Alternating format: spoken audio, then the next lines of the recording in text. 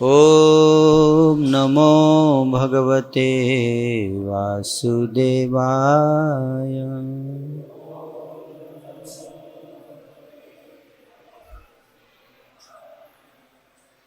ॐ नमो भगवते वासुदेवाय।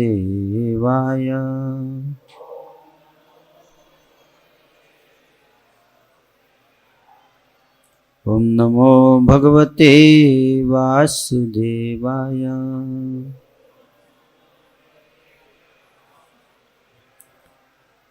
ॐ अज्ञानतिमिरान्धस्य ज्ञानाञ्जनशलाकया चक्षुरुन्मीलितं येन तस्मै श्रीगुरवे नमः।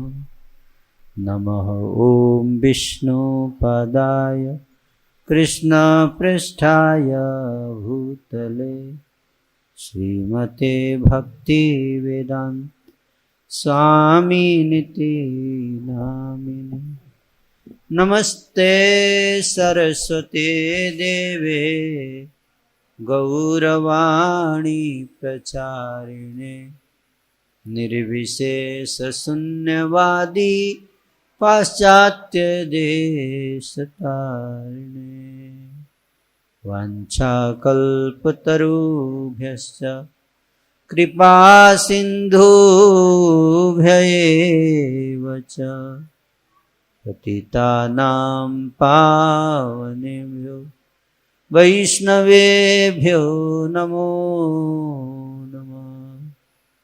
श्री कृष्ण चैतन्य प्रभु नित्यानंद श्री अद्वैत गदाधर श्रीवासादि गौर भक्तवृंद।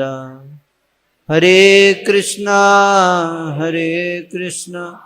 कृष्णा कृष्णा हरे हरे राम राम राम हरे हरे। भगवान श्री कृष्ण के चरण कमल रूपी नाव का आश्रय लेकर मेरे पितामह अर्जुन तथा अन्यों ने उस कुरुक्षेत्र युद्धस्थल रूपी सागर को पार कर लिया, जिसमें भीष्म देव जैसे सेनापति उन बड़ी बड़ी मछलियों के तुल्य थे जो उन्हें आसानी से निगल गई होती।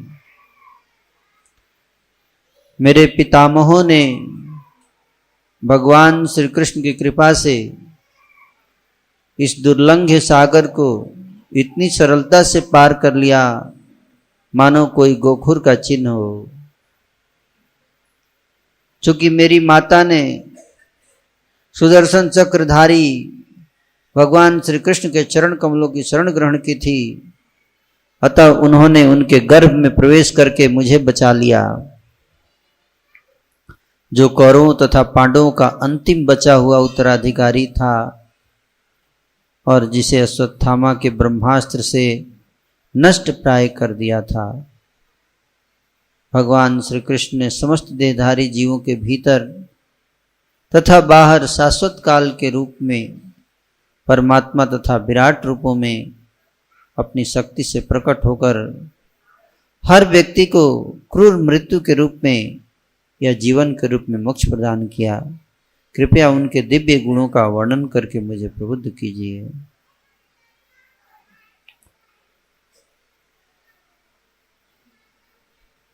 महाराज परीक्षित सुखदेव जी से प्रश्न कर रहे हैं कि किस प्रकार से भगवान ने उनको बचाया था। कब बचाया था? जब वो मां के गर्भ में थे।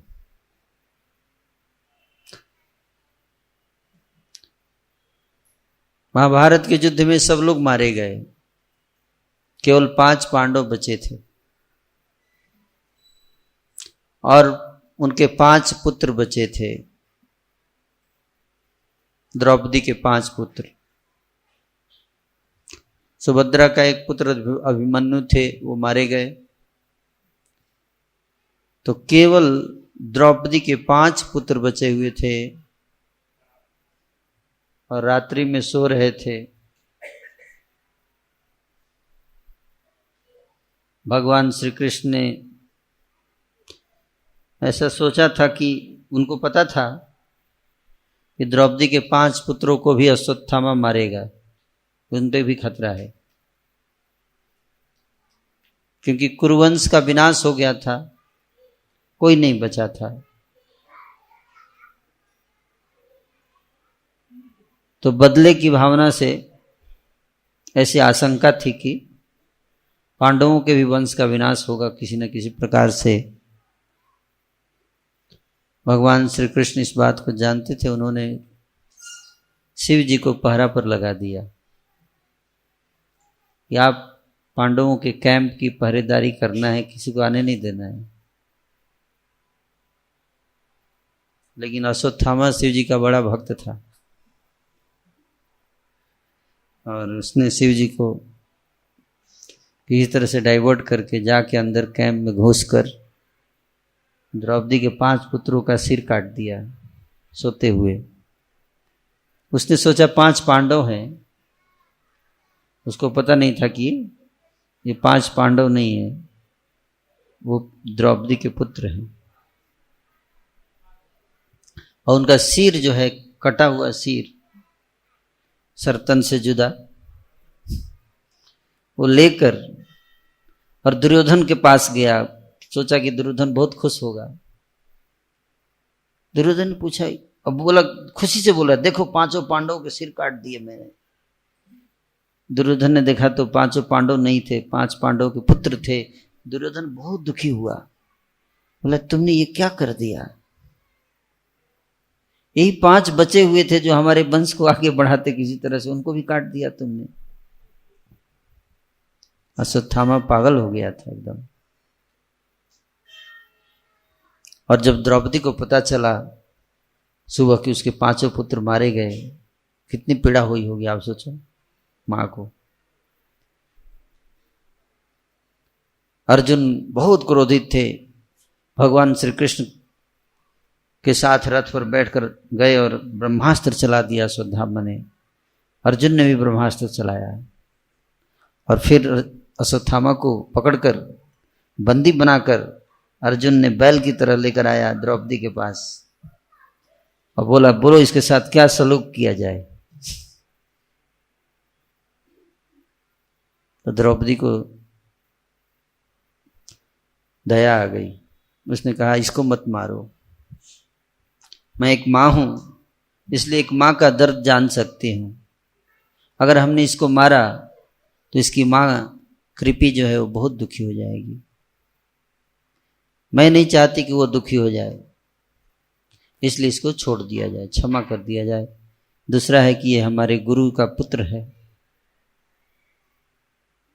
भीम बोले, नहीं, इसको मारना ही चाहिए। तो सबका मत अलग अलग था और भगवान श्री कृष्ण ने भी बोला कि नहीं, इसको मार ही देना चाहिए। तो अर्जुन के ऊपर था कि अब क्या करना है। तो अर्जुन ने कहा कि कुछ ऐसा किया जाए कि मारा भी जाए और जीवित भी रहे, बीच का रास्ता। तो उसके सिर में एक मणि था, उस मणि को अर्जुन ने निकाल दिया। तो अश्वत्थामा जो है वो पागल हो गया दर्द से और विक्षिप्त होकर अश्वत्थामा घूमता रहा। अभी भी अश्वत्थामा जीवित है, अश्वत्थामा अभी भी नहीं मरा है। लेकिन उसके बाद छोड़ दिया गया उसको। लेकिन फिर से अश्वत्थामा ने बदमाशी किया, उसने दोबारा ब्रह्मास्त्र चलाया। और इस बार ब्रह्मास्त्र चलाया था, एक बच्चा बचा हुआ था। और वो कहाँ बचा था? उत्तरा के गर्भ में। अभिमन्यु की जो पत्नी है उत्तरा, माता उत्तरा, उसके गर्भ था, उसमें बच्चा था, वो बचा हुआ था। वो आखिरी वारिस था। अगर वो मारा जाता तो फिर पूरा विनाश खत्म, आगे वंश को आगे बढ़ाने वाला कोई नहीं बचता। भगवान श्री कृष्ण द्वारका जाने वाले थे और अपने रथ पर बैठकर निकलने ही वाले थे तभी अचानक उत्तरा दौड़ते हुए आई, हे कृष्ण, हे प्रभु। अब क्या हुआ? बोली ये ब्रह्मास्त्र हमारे पीछे आ रहा है। और ब्रह्मास्त्र एक ऐसा अस्त्र है कि वो चलाया जाएगा तो जिसके लिए चलाया जाएगा वही मरेगा। तो उत्तरा नहीं मरती, लेकिन उसके गर्भ का बच्चा मर जाता, उसी के लिए चलाया था। भगवान श्री कृष्ण ने कहा तुम चिंता मत करो। भगवान श्री कृष्ण जो है अपना विस्तार करते हैं और एक दूसरा रूप धारण करके, छोटा सा रूप, गर्भ में कितना बड़ा रूप होगा भगवान का, छोटा सा रूप धारण करके गर्भ में प्रविष्ट कर जाते हैं उत्तरा के, और उस बालक परीक्षित के चारों तरफ ऐसे चक्र लगाते हैं ताकि ब्रह्मास्त्र आए तो भगवान से टकराया। भगवान से टकरा के ब्रह्मास्त्र रिटर्न हो गया, नष्ट हो गया। और जो बालक था, छोटा सा बालक था गर्भ में, वो देख रहा है भगवान को।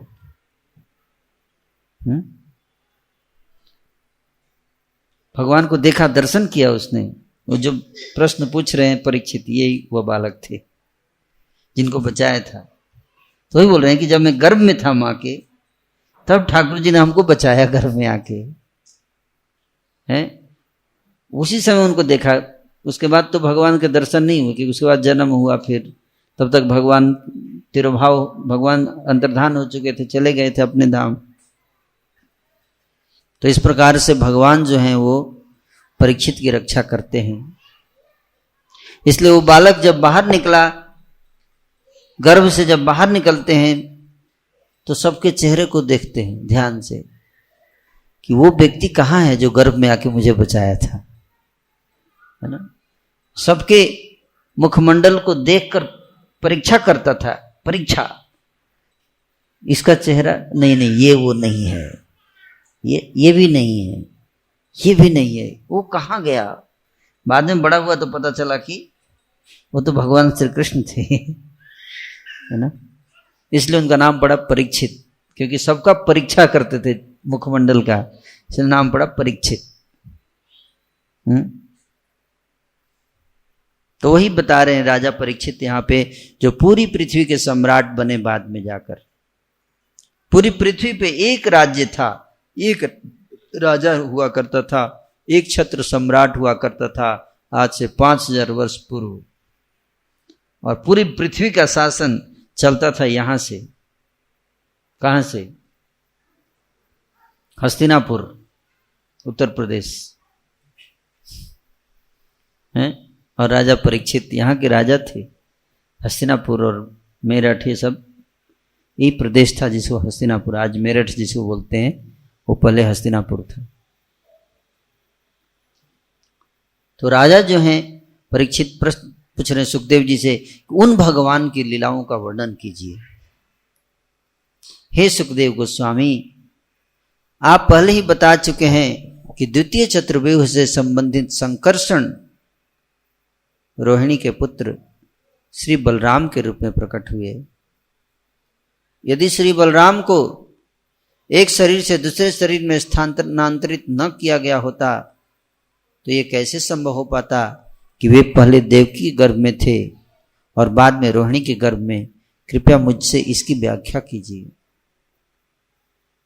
तो ऐसा प्रतीत होता है कि राजा परीक्षित को सारी लीलाएं पता थी, यानी कि भागवत इसके जिस तरह से बता रहे हैं कि द्वितीय चतुर्भुज से संबंधित संकर्षण रोहिणी के पुत्र बलराम के रूप में प्रकट हुए और उनको देवकी के गर्भ से रोहिणी के गर्भ में शिफ्ट किया गया। तो इसका मतलब इनको सब लीला पता है, सुन चुके हैं और पुनः सुनना चाहते हैं। इसलिए फिर से प्रश्न पूछ रहे हैं कि आखिर क्यों स्थानांतरित किया गया, कैसे स्थानांतरित किया गया, विस्तार से बताइए, है ना। कि बलराम जी जो है वो देवकी के 7वीं संतान थे। किसके संतान थे? देवकी के। देवकी के गर्भ में प्रकट हुए, लेकिन उनको क्या किया गया? एक गर्भ से दूसरे गर्भ में शिफ्ट किया गया। हैं? तो देवकी के गर्भ से रोहिणी के गर्भ में शिफ्ट किया जोग माया ने, इसलिए इनको रोहिणी नंदन बोलते हैं। देवकी नंदन भी बोल सकते हैं। बलराम जी जो हैं उनको दोनों नंदन बोल सकते हैं, देवकी नंदन भी और रोहिणी पुत्र भी, दोनों, क्योंकि दोनों के गर्भ में रख के आए हैं। है ना? तो आज ये टेक्नोलॉजी किसी को नहीं पता है?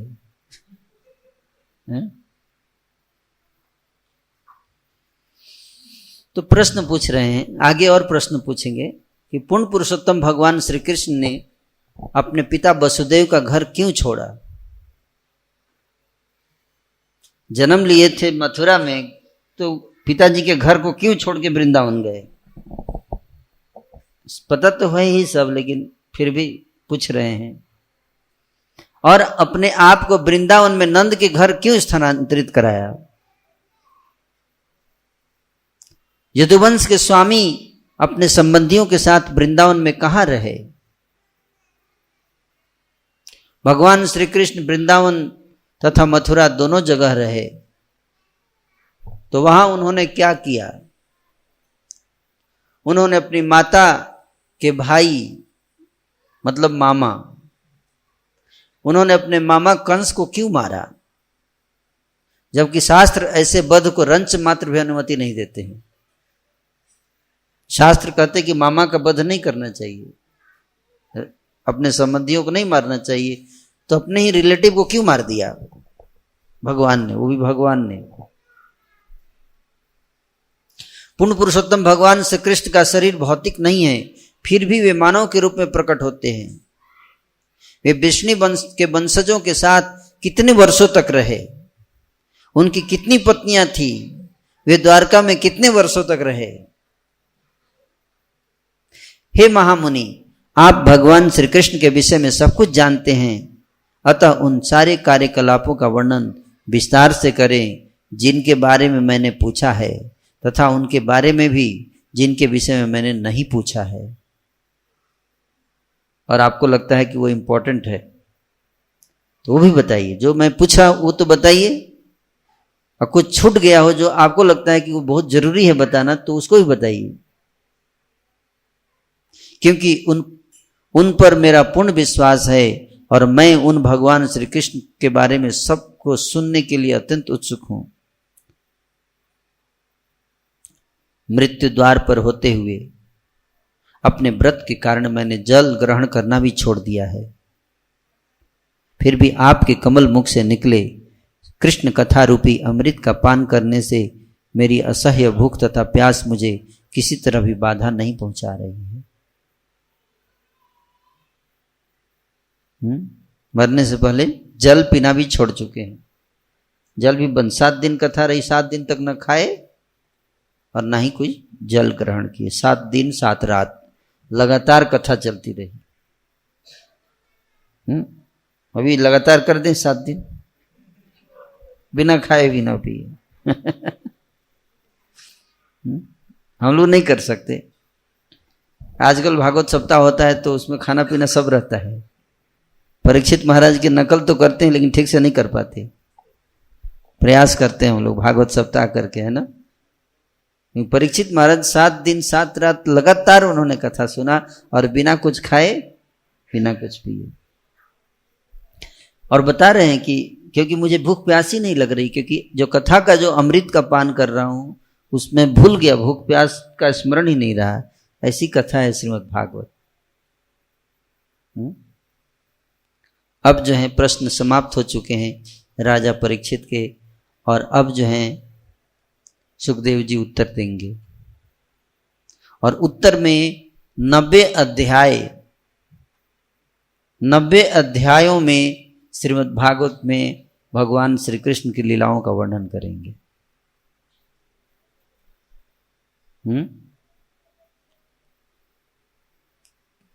तो ये जो कथा है श्रीमद् भागवत की, ये कथा 2 जगह चल रही है पैरेलल। एक तो नैमिषारण्य में वास्तविक जो भागवत कथा जो जो चर्चा हो रही है वो 3 जगह चर्चा हो रही है। एक तो मैं सुना रहा हूं आप लोगों को, मैं आप लोगों को सुना रहा हूं। क्या सुना रहा हूं? नैमिषारण्य में ये सुना रहा हूं कि नैमिषारण्य में 80,000 ऋषि मुनि बैठे हुए थे और वहां सुत गोस्वामी ने उनको सुना रहे हैं। वो बात मैं आपको सुना रहा हूं। और सुत गोस्वामी उन ऋषियों को क्या सुना रहे हैं? ये सुना रहे हैं कि राजा परीक्षित ने प्रश्न पूछा और सुखदेव जी सुना रहे हैं राजा परीक्षित को। तो 3 हो गया ना। मैं आप लोगों को सुना रहा हूं क्या? सुत जी जो बता रहे हैं शौनकादि ऋषि को, और सुत जी शौनकादि ऋषि को क्या बता रहे हैं? वो बता रहे हैं जो सुखदेव जी परीक्षित को बता रहे हैं। तो कितना लेयर हो गया? 3 लेयर हो गया। और उसके बाद आगे और भी आएगा। सुखदेव जी बताएंगे कि भगवान कृष्ण ने ये बोला। तो इस तरह से और भी, इस तरह से लेयर आफ्टर लेयर। इसलिए भागवत पढ़ेंगे तो पता नहीं चलेगा कौन किससे कब कैसे बात हो रहा है। इसको कॉन्टेक्स्ट को ध्यान में रखते हुए पढ़ना चाहिए। अब देखिए सुत गोस्वामी आ गया अचानक, पता नहीं कहां से। अभी बात चल रही है सुखदेव और परीक्षित के बीच में, सुखदेव जी और परीक्षित महाराज के बीच में, और तभी अगला है सुत उवाच। एवं निशम्य भृगुनंदन साधुवादम भैया सके स भगवानथ विष्णुरातम प्रत्यर्च्यम कृष्णचरितम कलिकलमसघ्नम व्याहर तुमार भत भागवत प्रधान। सुत गोस्वामी ने कहा, हे भृगुपुत्र सौनक मुनि, परम आदरणीय व्यासपुत्र भक्त श्रील सुखदेव गोस्वामी ने महाराज परीक्षित के शुभ प्रश्नों को सुनकर राजा को सादर धन्यवाद दिया। फिर उन्होंने कृष्ण कथा के विषय में वार्ता प्रारंभ की, जो इस कलयुग के समस्त कष्टों के लिए दवाई के समान है। ये जो कृष्ण की कथा है, इसको कलयुग में जितने कष्ट हैं हमारे जीवन में, उन कष्टों के लिए किसके समान है? दवाई के समान है। अलग से दवाई खरीदने की जरूरत नहीं पड़ेगी अगर आप लोग ये कथा अच्छे से सुनेंगे, ध्यान से, मनोयोग से।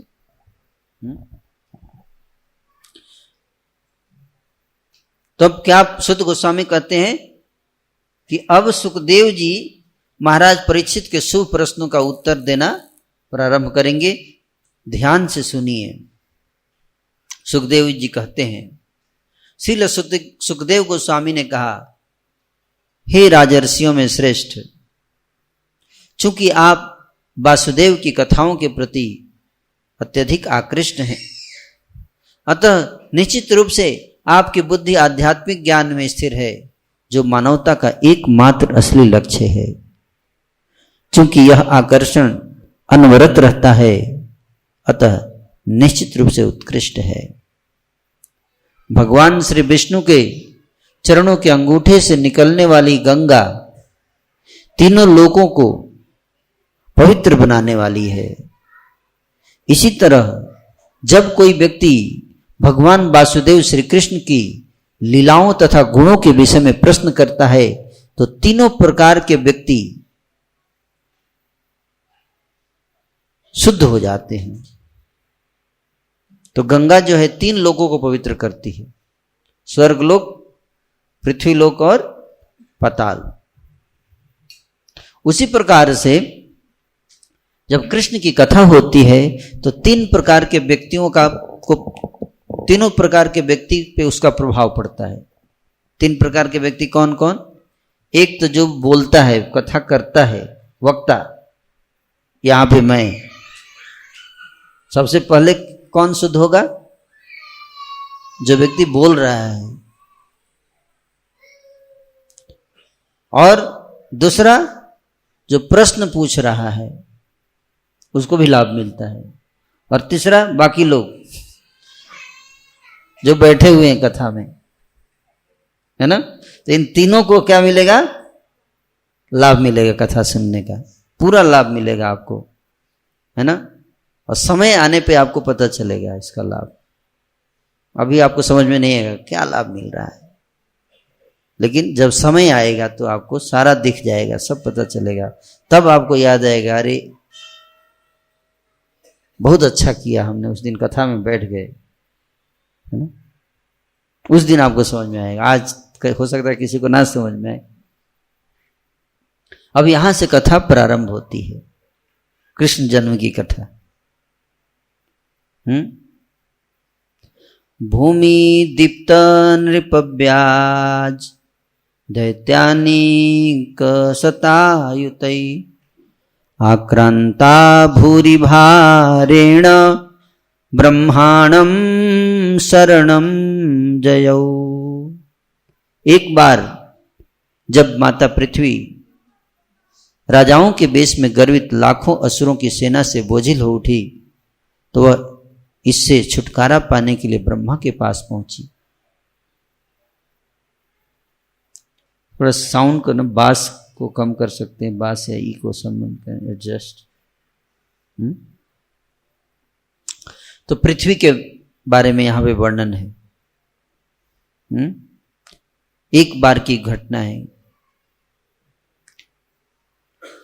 कि राजाओं के बेश में लाखों असुरों की सेना से पृथ्वी बोझिल हो गई। पृथ्वी पे बोझ बढ़ जाता है।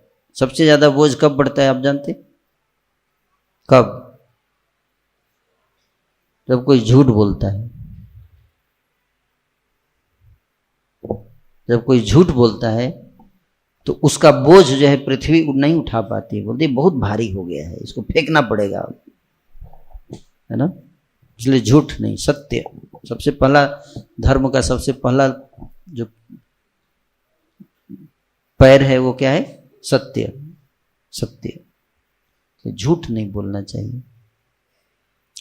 ऐसे राजा लोग, लाखों राक्षस से पृथ्वी भर गई थी और पृथ्वी इतनी दुखी थी, इन लोगों से छुटकारा पाने के लिए ब्रह्मा जी के पास गई है।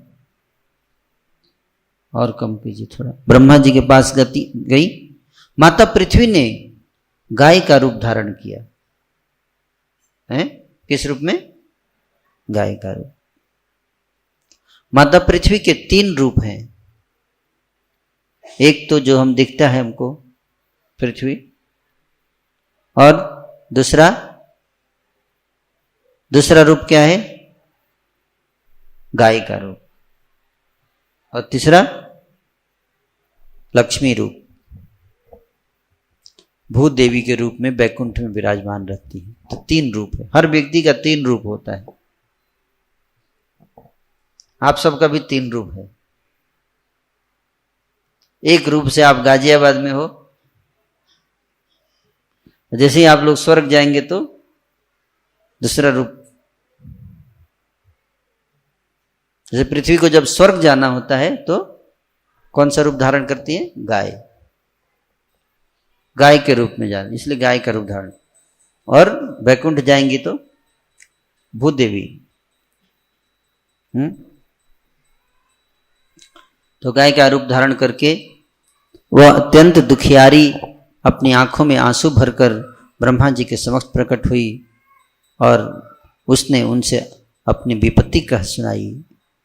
माता पृथ्वी की विपदा सुनकर ब्रह्मा जी माता पृथ्वी से बोले कि तुम्हारी जो समस्या है ये तो इतनी गंभीर समस्या है कि इसका हल मैं भी नहीं कर सकता, मेरे भी बस में कुछ नहीं है।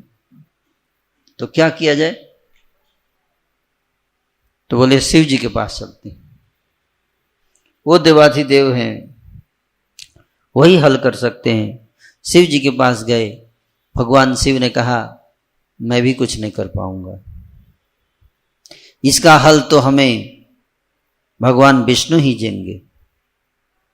तो सब लोग, माता पृथ्वी, ब्रह्मा जी, शिव जी, सारे देवता, अन्य समस्त देवताओं के साथ लेकर सब लोग क्षीर सागर के तट पर जा पहुंचे। क्षीर सागर मतलब, क्षीर मतलब दूध, दूध का समुद्र है।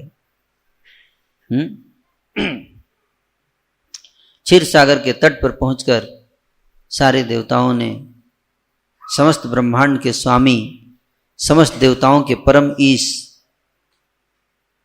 तथा हर एक का पालन करने वाले, उनके दुखों को दूर करने वाले भगवान श्री विष्णु की पूजा की।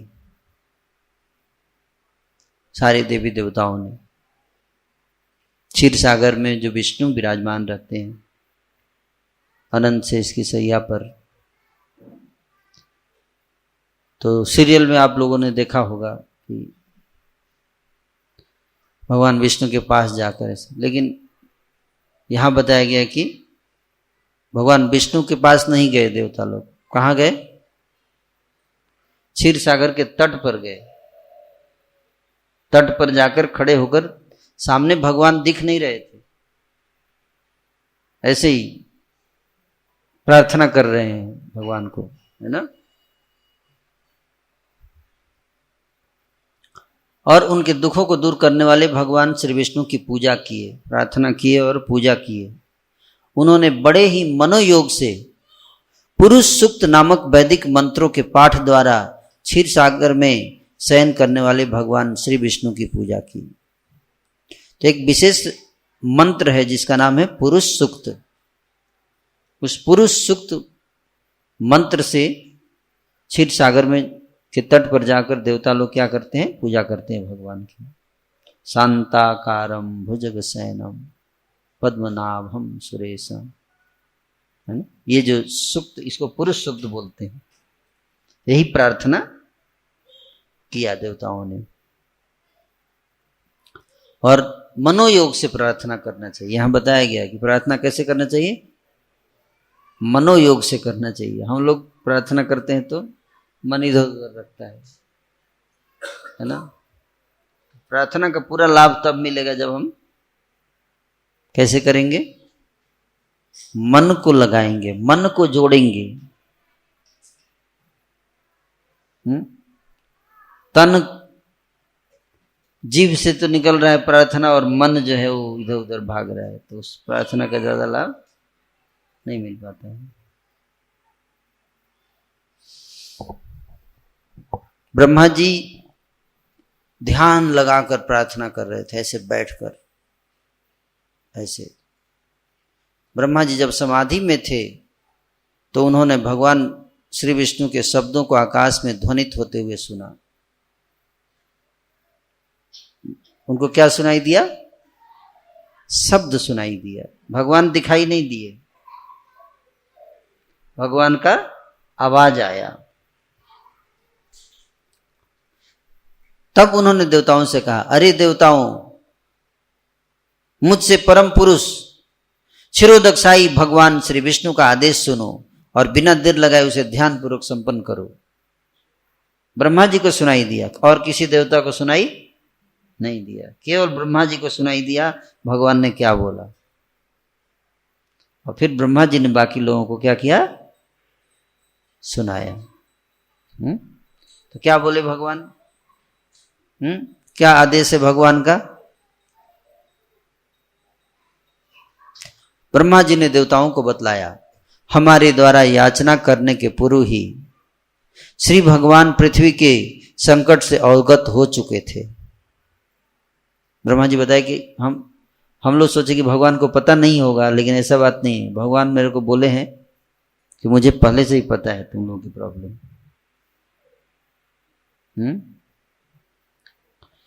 इसलिए जब तक श्री भगवान अपनी काल शक्ति के द्वारा पृथ्वी का भार कम करने के लिए पृथ्वी पर गतिशील रहें, तब तक तुम सभी देवताओं को यदुओं के परिवार में उनके पूर्ण अंशों के माध्यम से उनके पुत्र तथा पौत्रों के रूप में जन्म लेना होगा। भगवान ने क्या आदेश दिया था? सारे देवताओं को बोला कि तुम सब जाकर पृथ्वी पे जन्म लो। मेरा एडवांस पार्टी, मेरे जाने से पहले मेरी पार्टी पहले जाओ तुम लोग। और कहां पे जन्म लेना है? यदुवंश, अंधक वंश, वृष्णि वंश और यदुवंश, ये तीन वंश थे। तीनों में जितने लोग थे उस समय जन्म लिए थे, उसमें ज्यादातर देवता लोग जन्म लिए थे। जैसे अक्रूर जी थे, वसुदेव जी थे, सब कौन थे? सारे देवता लोग थे स्वर्ग के। और सर्वशक्तिमान पूर्ण पुरुषोत्तम भगवान श्री कृष्ण वसुदेव के पुत्र के रूप में स्वयं प्रकट होंगे। अतः देवताओं की सारी पत्नियों को भी उन्हें प्रसन्न करने के लिए प्रकट होना चाहिए। भगवान श्री कृष्ण का सबसे अग्रणी स्वरूप संकर्षण है, जो अनंत कहलाते हैं। वे इस भौतिक जगत में सारे अवतारों के उद्गम हैं। भगवान श्री कृष्ण के प्राकट्य के पूर्व ये आदि संकर्षण भगवान श्री कृष्ण को उनकी दिव्य लीलाओं में प्रसन्न करने के लिए श्री बलदेव के रूप में प्रकट होंगे। और विष्णु माया कहलाने वाली श्री भगवान की शक्ति, जो श्री भगवान के ही समान है, भगवान श्री कृष्ण के साथ साथ ही प्रकट होगी। यह शक्ति विभिन्न पदों पर कार्य करते हुई भौतिक तथा आध्यात्मिक सभी जगत को मोहने वाली है। वह अपने स्वामी के आग्रह पर श्री भगवान का कार्य संपन्न करने के लिए अपनी विविध शक्तियों सहित प्रकट होगी। इस प्रकार से ब्रह्मा जी ने सारे देवताओं को भविष्यवाणी बता दिया कि ये होने वाला है, भगवान प्रकट होंगे, उनके साथ उनके बड़े भाई बलदेव जी प्रकट होंगे, और कौन प्रकट होंगी? शक्ति, शक्ति प्रकट होंगी। कौन सी शक्ति बताइए? योग माया। योग माया प्रकट होंगी। तो इसलिए दो रूपों में योग माया प्रकट हुई, शक्ति प्रकट हुई। एक तो सुभद्रा जी के रूप में और दूसरा दुर्गा, दुर्गा रूप। जसोदा जी की पुत्री के रूप में प्रकट हुई दुर्गा, और रोहिणी की पुत्री के रूप में सुभद्रा। इस तरह देवताओं को सलाह देकर तथा माता पृथ्वी को आश्वस्त करते हुए अत्यंत शक्तिशाली ब्रह्मा जी, जो समस्त प्रजापतियों के स्वामी होने से प्रजापति पति कहलाते हैं, अपने लोक ब्रह्मलोक को लौट आए। प्राचीन काल में यदुवंश का मुखिया सूरसेन मथुरा नामक नगर में रहने के लिए गया। अब हम लोग चलते हैं मथुरा, ठीक है? ये तो हो गया, ब्रह्मा जी अब वापस चले गए, पृथ्वी भी आ गई। अब हमारा कैमरा किधर जाएगा? मथुरा में क्या चल रहा है उधर चलते हैं, देखते हैं। तो यहाँ पे बता रहे हैं कि यदुवंश के जो मुखिया थे, हेड, उनका नाम था सूरसेन। क्या नाम था?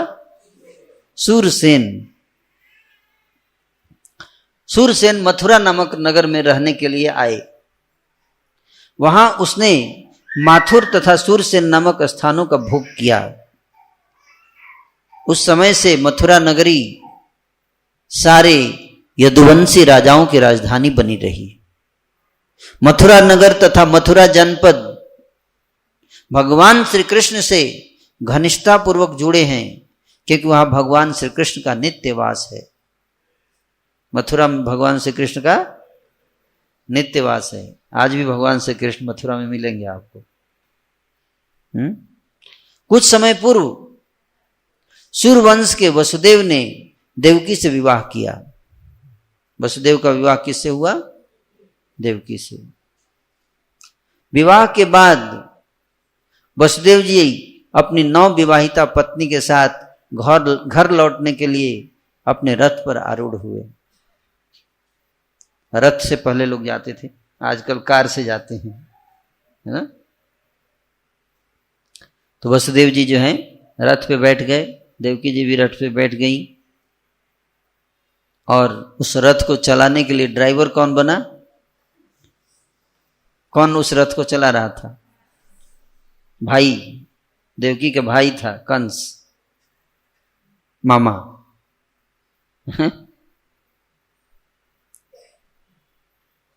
बहुत प्रेम करता था किससे? अपनी बहन देवकी से, कंस। ऐसा बताया जाता है ना?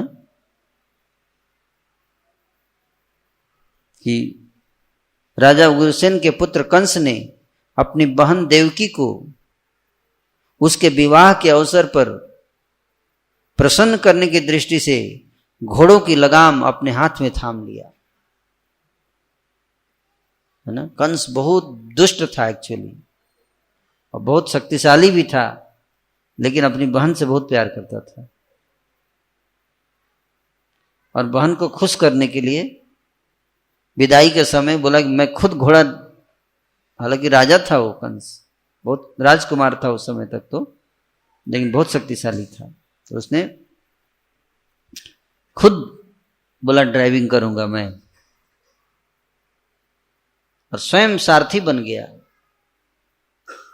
उस सुनहरे सोने के रथों से, वो रथ सोने का बना हुआ था, है ना, और उसके चारों तरफ सैकड़ों रथ से पीछे से स्कॉट करने के लिए, है ना। देवकी के पिता का नाम था राजा देवक। उनको अपनी पुत्री के लिए अत्यधिक स्नेह था। अतः जब देवकी तथा उसका पति घर से विदा होने लगे तो राजा देवक ने दहेज में सोने के हारों से सुसज्जित 400 हाथी दिए। दहेज में क्या दिया? हाथी। तो ये जो दहेज का जो कॉन्सेप्ट है ये पुराना है।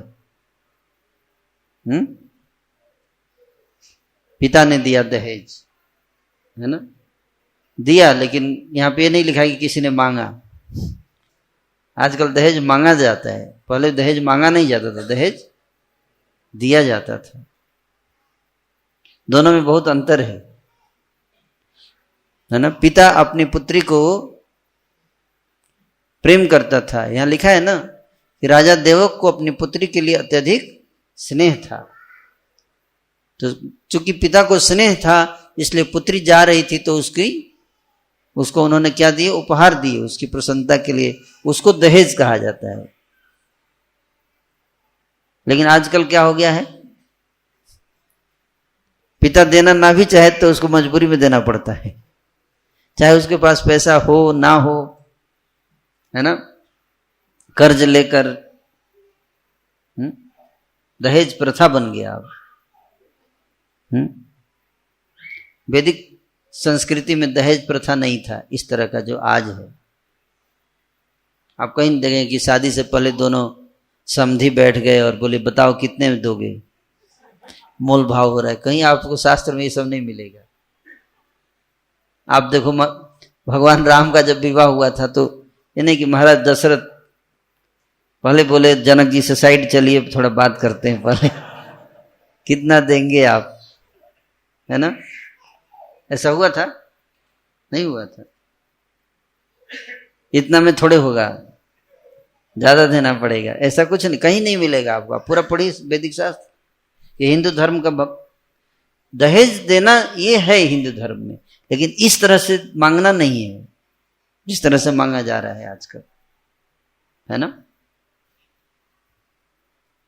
तो इसलिए हम लोग नकली हिंदू हैं, हिंदू धर्म को बदनाम कर रहे हैं हम लोग एक्चुअली, ये सब प्रथाओं के कारण।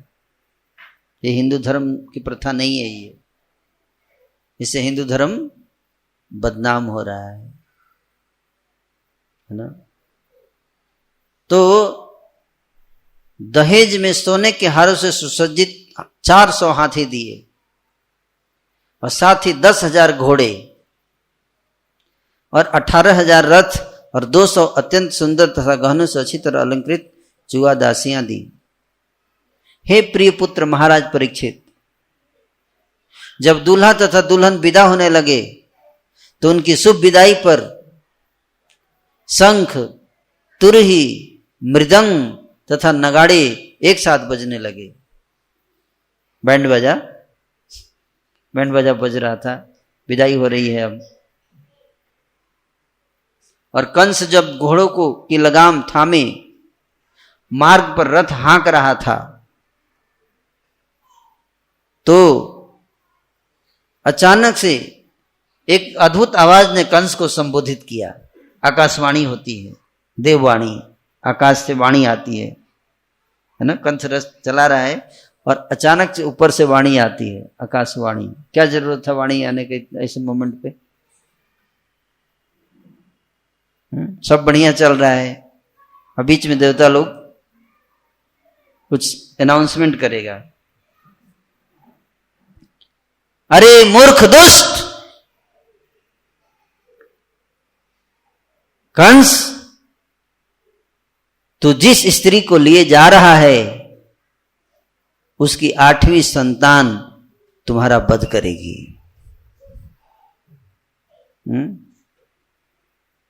तो ये आकाशवाणी किसने किया? देवताओं ने किया।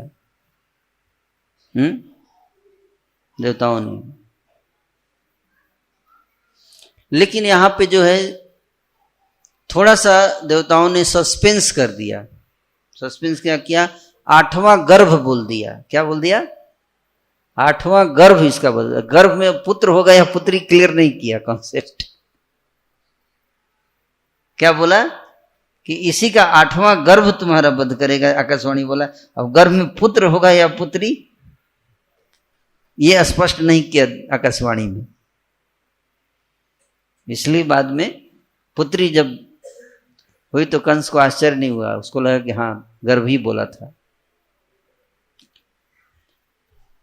तो सारा बहन से प्रेम छू मंतर हो गया उसका तुरंत। जैसे ही पता चला कि मेरी बहन का 8वां संतान मेरा वध करेगी तो सारा प्रेम उड़ गया, तुरंत खड़ा हो गया। कंस जो था इतना क्रूर था और इतना ईर्ष्यालु था कि वह निर्लज्जता पूर्वक अपनी बहन को मारने के लिए तुरंत तैयार हो गया। बोला कि ना रहेगी बहन तो जिएगी तब तो 8वां तेरा गर्भ होगा है? अतः उसने तुरंत देवकी को ऐसे बाल पकड़ लिया, ऐसे है ना, देवकी ऐसे बाल पकड़ के तलवार निकाल के और सिर काटने ही वाला था, ऐसे ऐसे एकदम तैयार था काटने के लिए।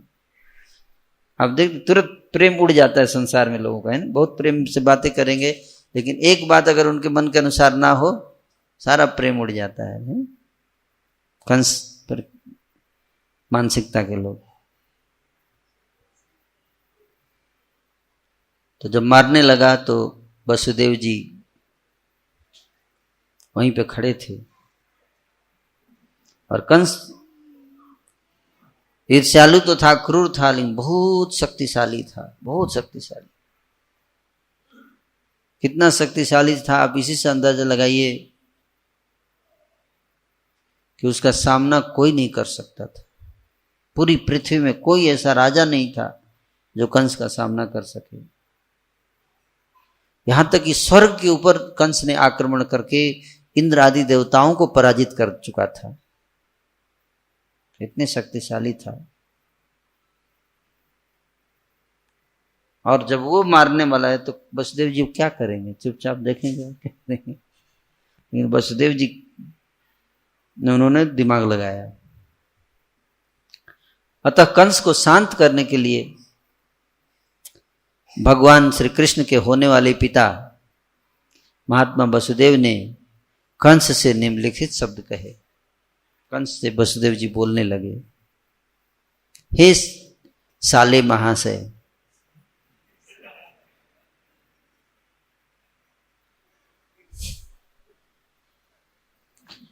तुम्हारे भोज परिवार को तुम पर गर्व है और बड़े बड़े सूरवीर तुम्हारे गुणों की प्रशंसा करते हैं।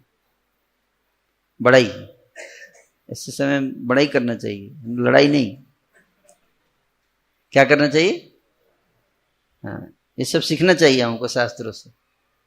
जब दुश्मन ताकतवर हो तो आप लड़ाई मत करो, क्या करो? बड़ाई करो। तो वसुदेव जी कह रहे हैं कि बड़े बड़े सूरवीर तुम्हारे गुणों की प्रशंसा करते हैं। कंस, भला तुम्हारे जैसा योग्य व्यक्ति एक स्त्री को, और वो भी जो तुम्हारी अपनी बहन है, विशिष्ट रूप से उसके विवाह के अवसर पर कैसे मार सकता है? और मुझे लगता है कुछ दिन पहले रक्षाबंधन हुआ होगा, लेकिन अभी जन्माष्टमी से पहले कभी गए ना 2-3 पहले रक्षाबंधन, तो राखी उखी बंधवाया होगा पूरा बढ़िया से, है ना। तो वसुदेव जी याद दिलाए होंगे, अभी तो रक्षाबंधन में तुमने रक्षा करने के लिए राखी बंधवाया और आज ही खुद ही काट रहे हो। क्या लोग सोचेंगे, हंसेंगे तुम्हारे ऊपर कि कैसा भाई था। हे शूरवीर, जिसने जन्म लिया है उसकी मृत्यु निश्चित है,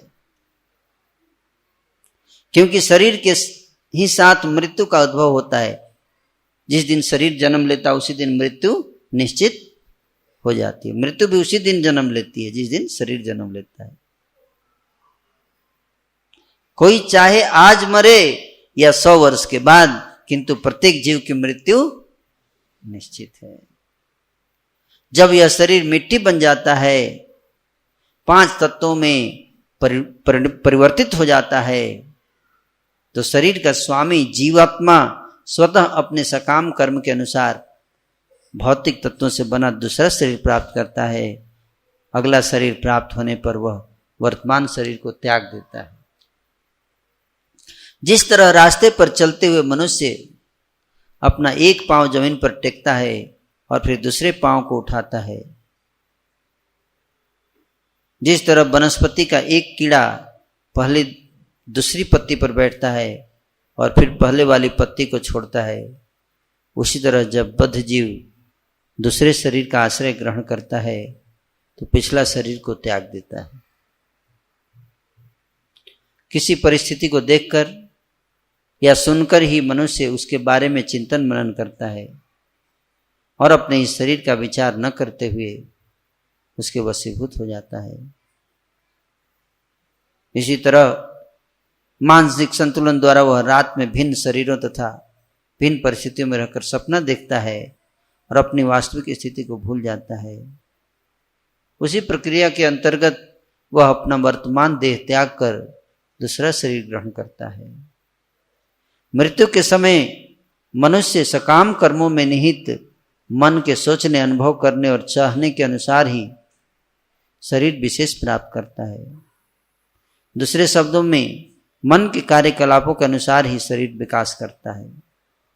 शरीर के परिवर्तन मन की चंचलता के कारण है, अन्यथा आत्मा तो मूल आध्यात्मिक शरीर में रह सकता है। इस प्रकार से वसुदेव जी ने कहा कि तुम्हारी छोटी बहन बेचारी देवकी तुम्हारी पुत्री के समान है। छोटी बहन किसी समान होती है? पुत्री के समान होती है, और वह लाड़ प्यार से पाले जाने योग्य है। तुम अत्यंत दयालु हो। वैसे तो है नहीं, उनको पता है, लेकिन अभी तो बोलना पड़ेगा ना, क्योंकि अभी सुखदेव जी क्या बताए कि बहुत क्रूर था, लेकिन वसुदेव जी को क्या बोल रहे हैं? तुम अत्यंत दयालु हो। तुम दयालु हो, अतः तुम्हें इसका वध नहीं करना चाहिए। निस्संदेह ये तुम्हारे स्नेह की पात्र है। जब ऐसा बोले वसुदेव जी, सुखदेव जी कहते हैं कि हे राजा परीक्षित, कंस अत्यंत क्रूर था। फिर से दोबारा बोल रहे हैं, और वास्तव में राक्षसों का अनुयायी था। इसलिए वसुदेव के सद उपदेशों से उसे न तो समझाया बुझाया जा सकता था, ना ही भयभीत किया जा सकता था। उसे इस या अगले जीवन में पाप कर्मों के फलों की कोई चिंता नहीं थी। बोले ना कि पाप नहीं करना चाहिए, अगले जन्म में कष्ट होगा, बोले कौन, मैं नहीं मानता। तो ये सब फिलॉसफी से कोई फर्क नहीं पड़ा उस पर, इतना बोलने के बाद। तो जब वसुदेव ने देखा कि कंस अपनी बहन देवकी को मार डालने पर तुला हुआ है, तो उन्होंने अपने मन में गहनता से विचार किया। मृत्यु को आया हुआ देखकर उन्होंने कंस को रोकने का दूसरा उपाय सोचा। बोला फिलॉसफी काम नहीं कर रहा है? तो दूसरा उपाय क्या? दूसरा उपाय जानते हैं? अब देखिए, बुद्धिमान मनुष्य को चाहिए कि जब तक बुद्धि तथा शारीरिक पराक्रम रहे तब तक वह मृत्यु से बचने का प्रयास करता रहे। हर देहधारी का यह कर्तव्य है, किंतु यदि उद्यम करने पर भी मृत्यु को टाला नहीं जा सके तो मृत्यु को वर्ण करने वाला मनुष्य अपराधी नहीं है। वसुदेव ने विचार किया, मैं साक्षात मृत्यु रूपी कंस को अपने सारे पुत्र देकर देवकी के प्राण बचा सकता हूं। वसुदेव जी सोच रहे हैं कि पुत्र दे दूंगा, कम से कम देवकी बच जाएगी, है ना। और हो सकता है इस बीच में थोड़ा टाइम मिल जाएगा, है ना। पुत्र तो 1 साल बाद होंगे, तब तो 1 साल का टाइम में कुछ परिवर्तन हो जाए, कुछ भी हो सकता है, तो क्यों टाला जाए, जितना ज्यादा से ज्यादा हो सके, है ना। हो सकता है कि कंस मेरे पुत्रों के जन्म के पहले ही मर जाए, ये भी हो सकता है ना। या हो सकता है कि जब उसे मेरे पुत्रों के हाथों से मरना लिखा है तो मेरा कोई पुत्र ही उसे मार दे।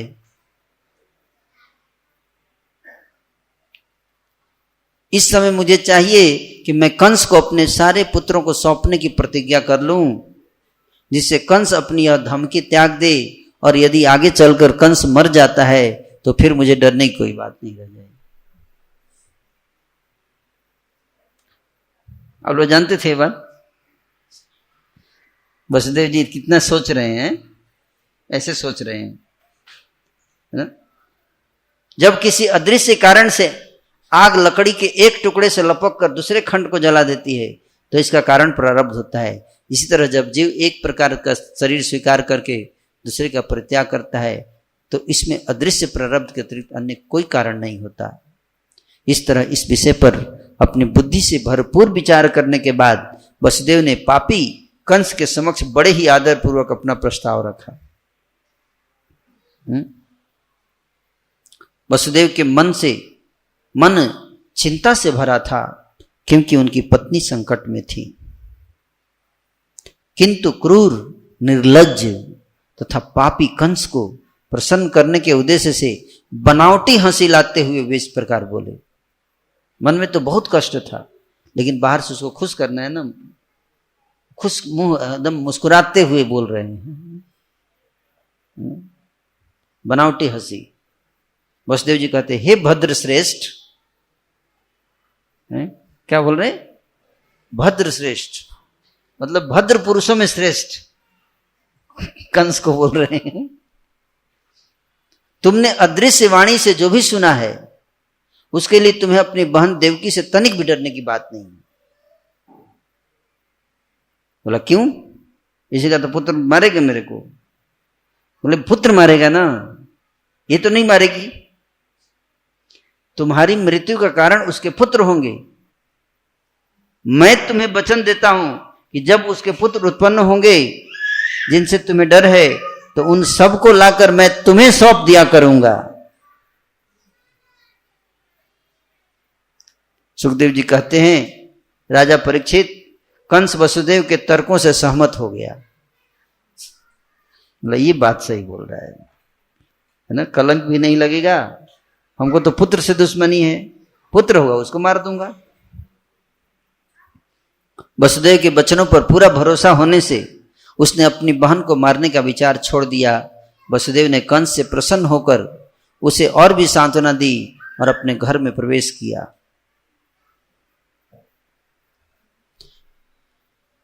उसके बाद प्रतिवर्ष समय आने पर ईश्वर तथा अन्य देवताओं की माता देवकी ने एक बालक को जन्म दिया। 1 वर्ष बीत जाने पर एक बालक को जन्म दिया। इस तरह एक के बाद एक उनके 8 पुत्र तथा सुभद्रा नामक एक कन्या उत्पन्न हुई। देवकी के 8 पुत्र और एक कन्या हुई जिसका नाम था सुभद्रा। सुभद्रा महारानी की। वसुदेव अत्यधिक विह्वल थे कि कहीं उनका वचन भंग हुआ तो वे झूठे साबित हो जाएंगे। इस तरह उन्होंने बड़ी ही वेदना के साथ अपने प्रथम पुत्र जिसका नाम कीर्तिमान था। प्रथम पुत्र का नाम क्या था? कीर्तिमान। उसको कंस के हाथों में सौंप दिया। पहला पुत्र हुआ तो उठाकर लेकर गए और कंस को दे दिए। देखिए, भगवान के माता पिता को इतना कष्ट है? तो कष्ट से बचने का नहीं, भागने का। कष्ट तो रहेगा इस संसार में, है कि नहीं? और वे साधु पुरुष वसुदेव जो सत्य पर अटल रहते हैं, उनके लिए क्या पीड़ादायक है। उन शुद्ध भक्तों के लिए जो श्री भगवान को तत्व के रूप में जानते हैं, भला स्वतंत्रता क्यों नहीं होती। निम्न चरित्र वाले पुरुषों के लिए कौन से कार्य वर्जित हैं, और जिन्होंने भगवान श्री कृष्ण के चरण कमलों पर अपने आप को पूरी तरह समर्पित कर दिया है, वे भगवान श्री कृष्ण के लिए भला कौन सी वस्तु नहीं त्याग सकते। भगवान के लिए कुछ भी त्याग सकते हैं, अपने वचन की रक्षा के लिए कुछ भी त्याग सकते हैं। हे राजा परीक्षित, जब कंस ने देखा कि वसुदेव सत्य में स्थिर रहते हुए अपनी संतान उसे सौंपने में अविचल बने रहे, तो वह अत्यंत प्रसन्न हुआ और उसने हंसते हुए कहा। पहला पुत्र लेकर गए तो कंस बहुत खुश हो गया। बोला, ये तो बहुत ईमानदार आदमी है, वसुदेव अपने वचन का पक्का है? खुश हो गया। कंस कहता है, वसुदेव तुम अपने बच्चे को वापस ले जाओ, मैं इसे नहीं मारूंगा। तुम घर चले जाओ, मैं तो तुम्हारी और देवकी की 8वीं संतान से चिंतित हूं। मेरा दुश्मनी तुम्हारी 8वीं संतान से है, जिसके हाथों मेरी मृत्यु लिखी है। इससे मेरे को कोई खतरा नहीं है, इसे तुम वापस लेके जाओ। आप लोग जानते थे बात? नहीं जानते थे ना? तो ये जानना चाहिए, इसलिए पढ़ने से शास्त्र सही ज्ञान मिलता है। कंस ने वापस कर दिया पुत्र को। अब फिर क्या होता है आगे सुनिए। वसुदेव मान गए और वे अपना पुत्र लेकर घर वापस चले आए। किंतु कंस चरित्रहीन तथा आत्म संयम विहीन व्यक्ति था, अतः वसुदेव जानते थे कि कंस के शब्दों का कोई भरोसा नहीं। हे महाराज परीक्षित, नंद महाराज तथा उनके संगी ग्वाले तथा उनकी स्त्रियां स्वर्ग लोक के ही निवासी थे। इसी तरह वसुदेव आदि वृष्णिवंशी तथा देवकी एवं वसुदेव यदुवंश की अन्य स्त्रियां भी स्वर्ग लोक की निवासी थी। नंद महाराज तथा वसुदेव के मित्र संबंधी शुभचिंतक तथा ऊपर से कंस के अनुयायी लगने वाले व्यक्ति सभी देवता थे, सारे देवता थे। तो कंस ने वापस भेज दिया पुत्र को और कुछ दिन बीत गए। तो एक बार श्री नारद मुनि कंस के पास गए। कौन? नारद मुनि आए।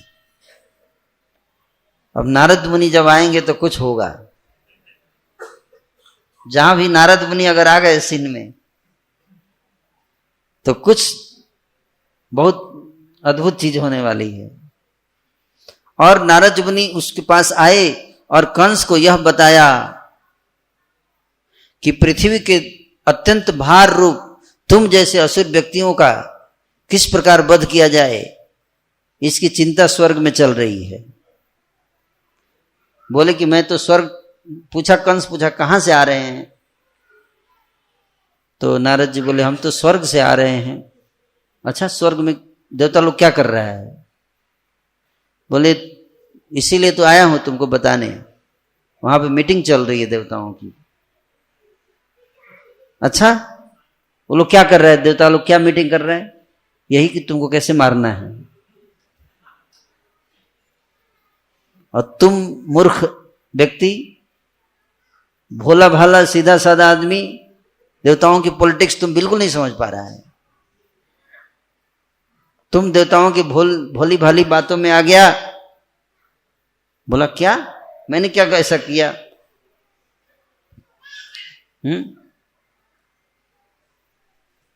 श्री नारद मुनि ने कहा कि ये जो जितने लोग हैं यदुवंश में।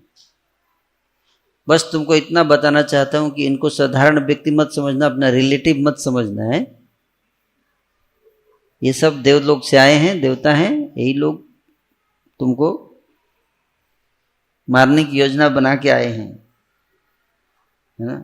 इतना कह के चले गए। श्री नारद मुनि के चले जाने पर कंस विचार करने लगा कि यदुवंश के सारे सदस्य अगर देवता हैं और देवकी गर्भ से जन्म लेने वाली कोई भी संतान श्री विष्णु हो सकती है।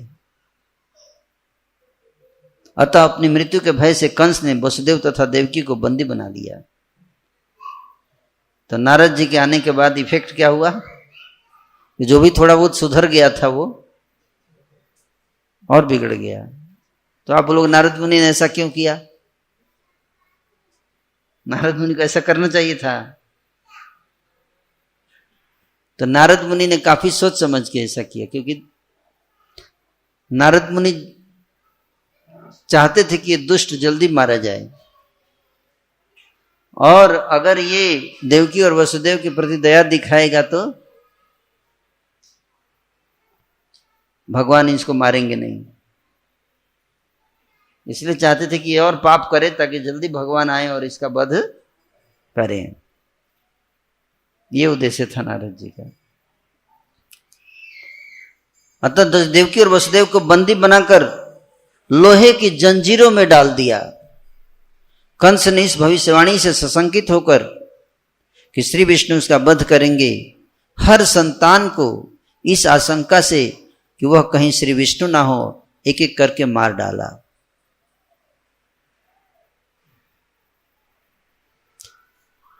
इस पृथ्वी पर इंद्र तृप्ति के लालची राजा लोग प्रायः सदा अपने शत्रुओं का अंधाधुंध वध करते हैं। राजा लोगों का कोई भरोसा नहीं है, किसी का भी वध कर देंगे राज्य के लिए। वे अपने सनक की पूर्ति के लिए किसी का भी, यहां तक कि राजा लोग अपने माता पिता भाई या मित्रों का भी वध कर सकते हैं। पूर्व जन्म में कंस जो था वो कालनेमी नाम का महान असुर था। ये जो कंस का पिछला जन्म जो था, पिछले जन्म में भी राक्षस था ये, और पिछले जन्म में इसका नाम था कालनेमी। श्री विष्णु द्वारा मारा गया था। पिछले जन्म में भी इसको किसने मारा था? श्री विष्णु ने मारा था। श्री नारद मुनि से यह जानकर नारद मुनि ने पूरा डिटेल में बताया इसको कि तुम पिछले जन्म में कालनेमी राक्षस था, और देवासुर संग्राम हुआ था तो देवताओं के कहने पर, उकसाने पर विष्णु ने तुम्हारा वध किया था, और वही विष्णु दोबारा आएंगे, और किस पुत्र के रूप में आएंगे उनका भरोसा मत करो, वो छल करके मारते हैं। तो इसलिए नारद मुनि से जब उसको पता चल गया कि कालनेमी था पिछले जन्म में और देवता लोग प्लानिंग कर रहे हैं उसको मारने का, ये जानकर कंस यदुवंश से संबंधित हर व्यक्ति से द्वेष करने लगा।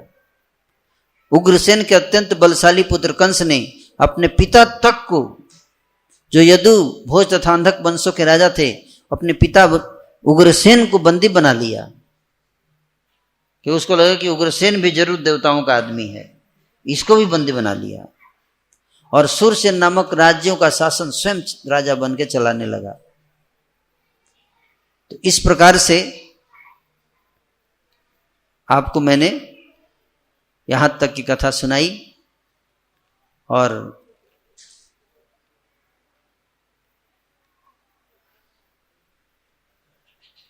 इस प्रकार से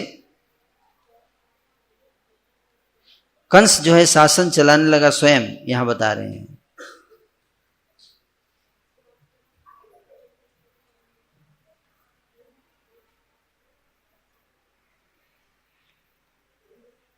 और आगे की कथा हम कल सुनाएंगे। हरे कृष्णा कृष्णा कृष्णा हरे हरे, हरे राम राम राम हरे हरे। तो कल भगवान गर्भ में आ जाएंगे, देवता लोग प्रार्थना करेंगे आकर गर्भ में ही। ज्यादा चांस है कि कल भगवान अवतार ले ही लेंगे। हरे कृष्ण। हरे कृष्णा। लग रहा है आप लोग या तो लीला में प्रवेश कर गए इसलिए आवाज नहीं निकल रही है, या फिर बैठे बैठे थक गए, उत्साह कम दिख रहे हैं। एक बार और सुनना चाहेंगे, हरे कृष्णा। आप लोग यहीं पे हैं तो बहुत बहुत धन्यवाद आप सबका। और विशेष धन्यवाद हम करना चाहते हैं प्रभु जी का कि प्रभु जी इतने मधुर तरीके से कथा श्रवण कराए। और किस तरह से आगे, अब हो सकता है कल भगवान फिर से प्रकट हो ही जाएंगे। ऐसे तो 7 तारीख को होने वाले, लेकिन क्या पता भक्त की लीला है, भगवान को कभी प्रकट कर दे। कभी खंभे से प्रकट कर देते थे, कभी कहीं से प्रकट करते हैं, तो क्या पता कल कृष्ण का प्राकट्य भी हो जाएगा। तो इस मधुर कथा के लिए मधुर तरीके से प्रभु जी का हम धन्यवाद करेंगे हरे कृष्ण महामंत्र के साथ। हरे कृष्णा कृष्णा कृष्णा हरे हरे, हरे राम राम राम हरे हरे। और भी कुछ अनाउंसमेंट है। अभी ये कथा अभी 5 तारीख तक शाम तक चलती रहेगी। प्रतिदिन सुबह भी हो रहा है 8 से 10 बजे तक, शाम में 7:30 से 9 बजे तक। तो आप सब सुबह शाम आके इस कृष्ण कथा रसास्वादन कर सकते हैं। और जैसे मैं सुबह भी बोल रहा था कि वैष्णव के मुख से कृष्ण कथा जब सुनते हैं तो उससे हृदय में बहुत तेजी से परिवर्तन आता है, शुद्धिकरण होती है, भगवान के प्रति आकर्षण, प्रेम बढ़ता है। तो साथ ही हम विशेष धन्यवाद करना चाहेंगे श्रीमान वेद प्रकाश गुप्ता जी का और श्रीमती रीता गुप्ता माता जी का हम विशेष धन्यवाद करना चाहते हैं, जो कि आज का ये जो कथा के बाद जो भंडारा है उसको प्रभु जी ने स्पॉन्सर किया है आप सबके लिए, सभी भक्तों के लिए। तो इनके परिवार के कल्याण के लिए, आध्यात्मिक उन्नति के लिए हम जोर से हरे कृष्ण महामंत्र बोल के धन्यवाद करेंगे। हरे कृष्णा कृष्णा कृष्णा हरे हरे, हरे राम राम राम हरे हरे। और मैं प्रभु जी से निवेदन करूंगा कि इनको आशीर्वाद दें, आप चाहे कृपा प्राप्त करें।